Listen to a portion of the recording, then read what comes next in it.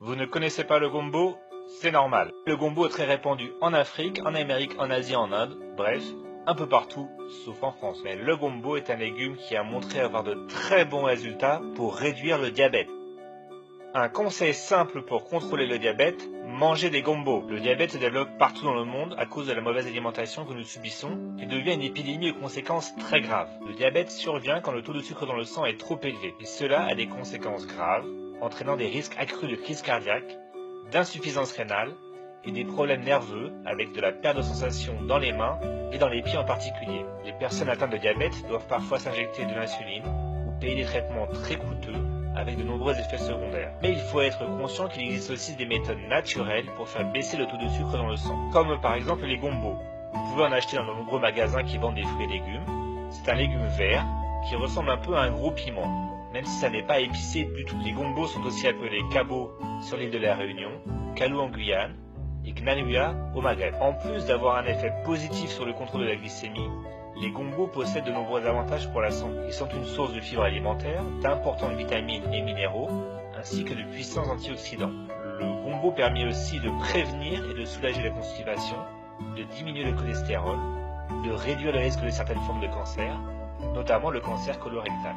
Il contient des folates. Les folates aident à nettoyer les poumons et ils sont particulièrement importants dans la période de préconception et pendant la grossesse où ils aident à prévenir les malformations. Le gombo contient aussi de la vitamine K, ce qui est important pour la santé des os et joue un rôle majeur dans la coagulation sanguine. Voici une méthode très simple pour contrôler le diabète en utilisant les gombos.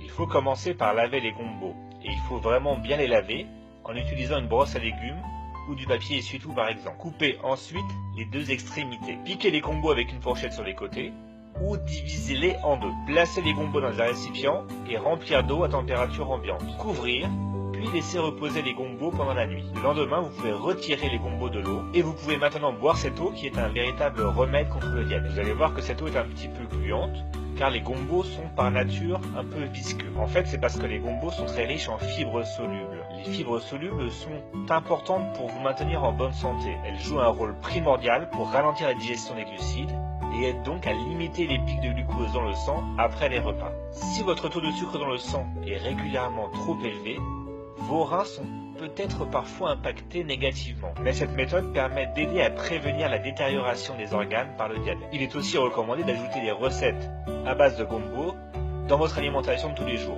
Mais attention, si vous décidez de modifier radicalement votre alimentation pour combattre votre diabète, assurez-vous de consulter votre médecin pour lui dire par exemple que vous allez prendre des gombos tous les jours comme un traitement naturel contre le diabète. D'ailleurs, sur la chaîne Adieu Diabète, je vous décris sans cesse des aliments qui sont bons pour lutter contre le diabète. Mais ne croyez pas que les effets étonnants du gombo, par exemple, sur le taux de sucre dans le sang, va vous permettre de consommer à côté des aliments sucrés ou des produits modifiés industriellement. La gestion du diabète et les traitements alternatifs sains et naturels doivent toujours faire partie d'un mode de vie sain et ne doivent jamais être utilisés pour consommer ce qu'on appelle communément de la malbouffe. Voilà, j'espère que cette vidéo vous a appris quelque chose.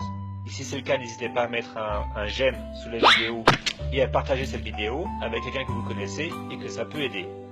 Bonne journée à tous.